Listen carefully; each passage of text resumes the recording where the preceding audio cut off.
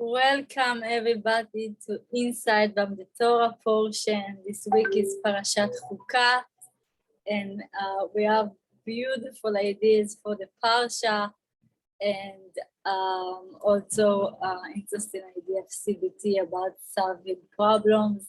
Going to be very interesting, so stay with me. So as usual, we start from the Torah, from the Parashat Shavua, and then we continue to the CBT idea. So I will start with the three miracles that Am Israel had in the desert. They had manna that came from sky, from the top to the ground, and also there was ananei kavod, clouds that were protecting them from animals, from dust, from the heat of the sun. And the third miracle was water, that they had a well of water that just went with them in their all the way around the desert.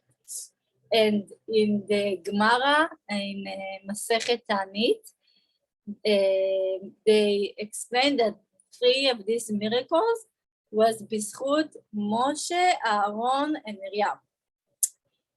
They said that the ananei kavod, the clouds, were B'zchut Aaron, in the merit of Aaron, because Aaron had a lot of love for the people, and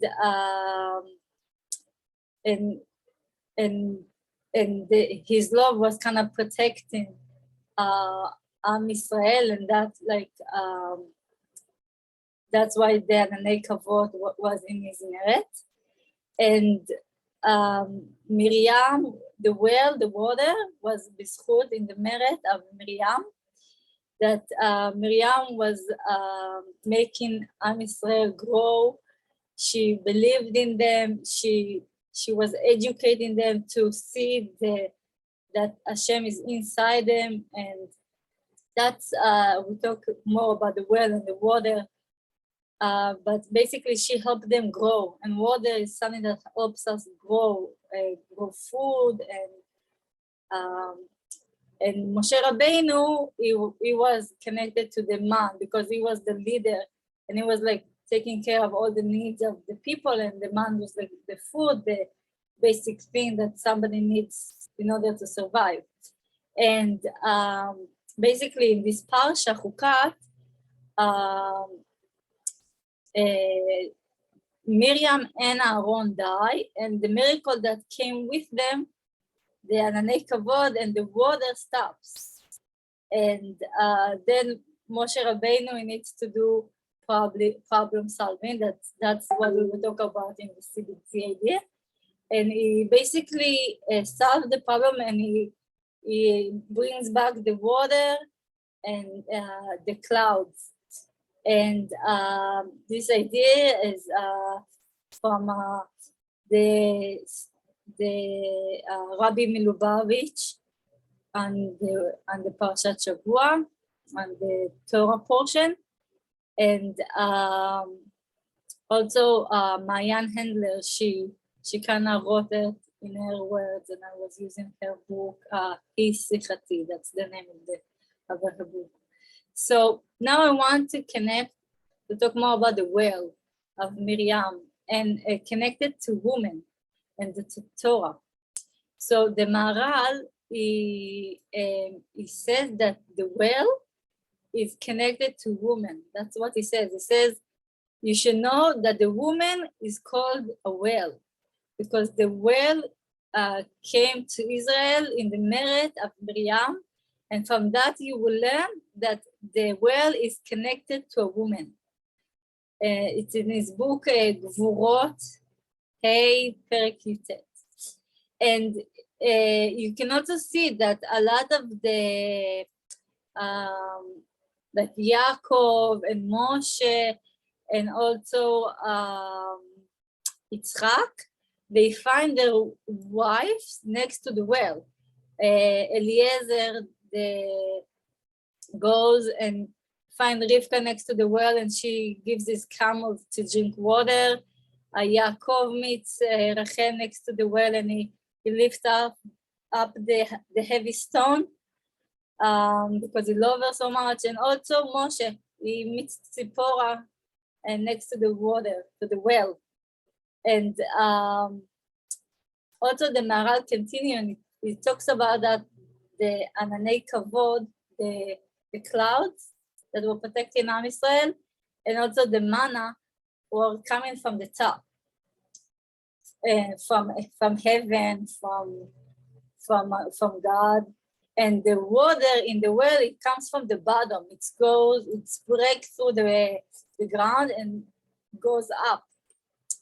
And it's two ways of Hashem that he talks to us. He talks to us from the Torah that comes from top to the bottom, and also he talks with us from inside us. We have Hashem inside us. Each one has a neshama, and Hashem is in our neshama. It's inside of every one of us. And basically, Moshe Rabbeinu, he brings the Torah down, and then Aaron explains it. And also the milah explain in Hebrew, you call it mevaer, like bi'ur, explain. And that's the same root as the milah be'er, a well. It's the same root, bet, aleph, resh. And it's sort of connection, like you do a explanation of the Torah, and that's connected to the be'er, to the well of water that you have inside you. Because that was the idea of Miriam. She was helping people to find that Hashem is inside them and show them that they want to be connected to God from inside, their inner ratzon, their inner will. Will and well, actually, in English, it's similar. And it's like the water of the well that they want to go up. So that's our neshama, it's want to connect up to Hashem. And Miriam helped us find it inside us. Now I want to talk a little bit about trust. And that also will connect to our idea of CBT soon. Basically when Miriam dies, the well of the water stops with her, and Am Israel are thirsty, and they come to Moshe and they said, what we will do? We want to drink. And then Hashem says to Moshe, take your mate, your stick, and invite everybody and the entire nation, and you need to speak to the stone. That was like the big sin of Moshe, that he, instead of speaking to the stone, he hit it. And now we will talk about the inner idea, like why it's so bad, why he got such a big punishment for hitting the stone instead of talking to it. What was so bad about it? So Rabbi Tzadok HaKohen Melublin, he says that the mate, the stick of Moshe, is a symbol for the stuff that comes from top, and like Hashem that gives us leadership from the top, and bringing the entire nation. It shows the power that is coming from inside the people. And Hashem basically, he says to Moshe, go and speak to the stone. And in that way, you can show the trust you have in the people, because you want to show them that, like a stone that can change its nature. Stone doesn't take out water. Stone doesn't understand. It cannot listen, right? Stone, a rock, it's not something that can listen, but he wants to show them, look, even a rock can change its nature and can listen if you talk to it. So also if the rock can change, also the people can change. And he wanted them to show trust in the people that they can change and be better. And and by Moshe hitting the rock, it basically shows that it doesn't show the trust. It doesn't show them what Hashem wanted them to see. And it shows that Moshe doesn't trust the people that they can change, basically. And that's why in that point, Hashem stopped the leadership of Moshe. He says, if you don't have trust in the people, you're not the right person to be the leader. Because the leaders are supposed to have trust in the people so they can trust themselves. And that's like the inner idea. I really connected, like why it was such a bad sin. And the Rambam, he connects this eating the rock to a mistake in chaos, in anger. The Maharal, he connects between not having faith in Hashem and having anger.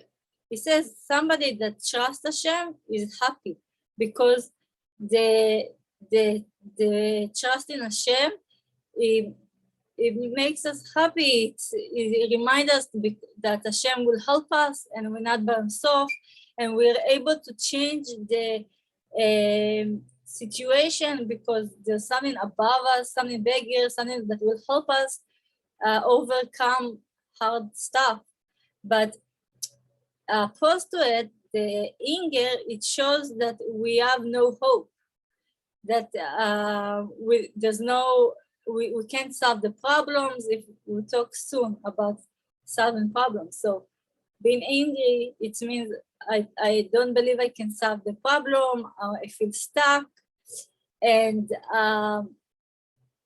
in Tehillim, it says, Atzbe'em kesef v'zahav. It talks about the avodah zarah of the goyim, about them walking worship stones, and they call the stone Atzbe'em. Atzbe'em, Ain Tzadik Bet Yud Hey Mem. From the root etzev. Etzev is like sadness, and it basically what it means that the people that doesn't trust God, they trust like they worship stones and stuff like that. So they full of sadness, because if you don't have faith, you don't see the ability to change, and then the sadness and the anger are controlling you. And many of those ideas that I said were from the book of Eliezer Kashtiel, Siman Lebanim, that's the name of the book of this Parshat Chukat. So now we will talk about the CBT idea. So as I said, we talk about solving problems. And we saw in the Parsha that Moshe needed to solve the problems of Am Yisrael, that they didn't have water, they didn't have the clouds that were protecting them. And we also saw that Moshe was acting with anger and hitting the rock instead of talking to the rock. And I am using the model of Dr. Yup Myers in his book, How to Solving Problems as a way to treat kids. I think he has it in English. I'm not sure. I was reading it in the book. And basically in the books, he said that every emotion we have has a natural way to make us act. Like for instance, when you're angry, there's a natural way to act in aggressive behavior. When you said, there's a natural way to cry. When you're afraid, people tend to try to not do stuff. They avoid stuff if they're afraid from it. And the issue is, if you go with the natural way of acting, from the emotion, it will just make the problem grow. Like if somebody is afraid from something, and instead of confronting his fear, he just stop doing the things, he will stop slowly doing more and more and more things till he just completely stay home and doesn't do anything. It just gets worse. And the same thing, if somebody sees that every time he's angry, he hits, and he doesn't try to solve the problem with a different way, it will just get worse, and he will just hit other people more. And that's also why I think it's connected between Moshe Rabbeinu and anger, because he hit the rock. He did the natural way that you do when you're angry. Bandora, it connects the emotions, thoughts, and behavior one to each other. And it says when you change one of them, so the other ones change. And there are actually some proofs from that research that good emotions, happy emotions, they can help you solve problems. It will make you better at solving problems. And basically everything that can improve the kids' feelings, if it's food, if it's saying to them good stuff, if it's giving them like treats or putting music, doing sport, giving them a hug, telling them a story. Every activity that will make them happier, it will help them their ability of solving problems, even without doing any other thing, just making them be more happy. So that's one way to change your emotion. But basically, usually it's harder to change the emotions of people, and that's why the CBT therapy puts its main aspect on changing stuff in the cognitive way, in the thought process. And that's why it's the better way to help kids. So the model has basically 5 steps. We say them in a kind of generic way, explain them in general. But if somebody wants to like learn more about it, you can for sure just read the book. So the first stage, and it's the very important stage, is to identify the problem. If you already identify what exactly is the problem, that's a way of solving it. In the second step, you need to find a good way to solve it. And you think about many different options that you're able to do. You can ask people for ideas, you can sit and do a list. And the third step is choosing the best solution from all the stuff you offer. And the fourth step is actually doing it, like deciding, okay, what I'm going to do, when I'm going to do it. You can use the SMART model. I will put a link underneath the video for explanation about SMART model that it helps you to make decisions. And then in the fifth stage, the last one, you can you think about how much the solution was actually good. Is there anything I can change about it? Anything I can do better? And that's the way you can improve your solving problems. And we talked about trust in the Parsha. And when you want to teach kids solving problems, it's very important that you will have trust in the kid to change and you can give them the faith that it can actually do it. It's very important for solving problems process. So I hope you found it useful. Please register to the site, to the YouTube channel if you didn't do it yet. And you're very welcome to join my YouTube group. That there's a link to it in the bottom of the underneath the video. And see you next week, Bezrat Hashem. Bye.